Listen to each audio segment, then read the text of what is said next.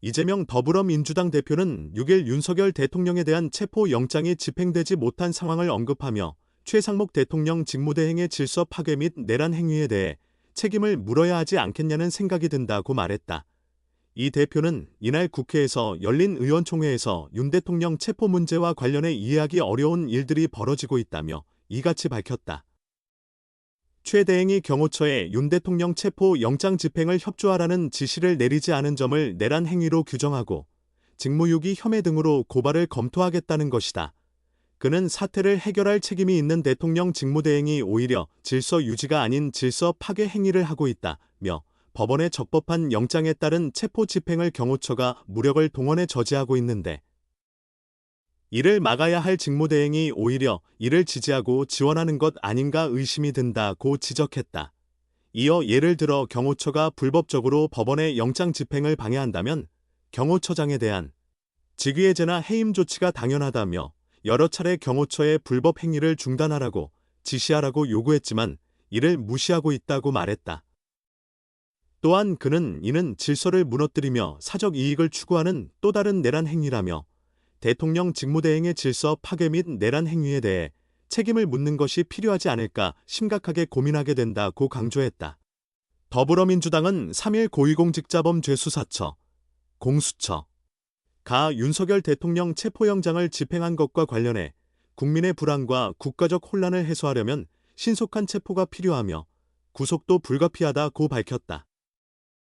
또한 대통령 경호처를 겨냥해 영장 집행을 방해하며 내란 수계를 보호하는 행위는 또 다른 내란이라고 주장했다.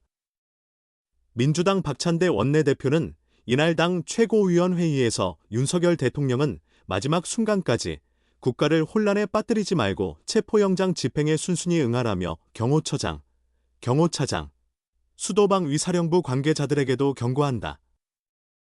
내란 수계 체포영장 집행을 방해하는 행위는 명백한 중대범죄라고 말했다. 이어 법원이 발부한 정당한 체포영장을 집행하는 것을 막는다면 그 누구든 특수공무집 행방해제 및 내란 공범으로 처벌받을 것이라고 강조했다.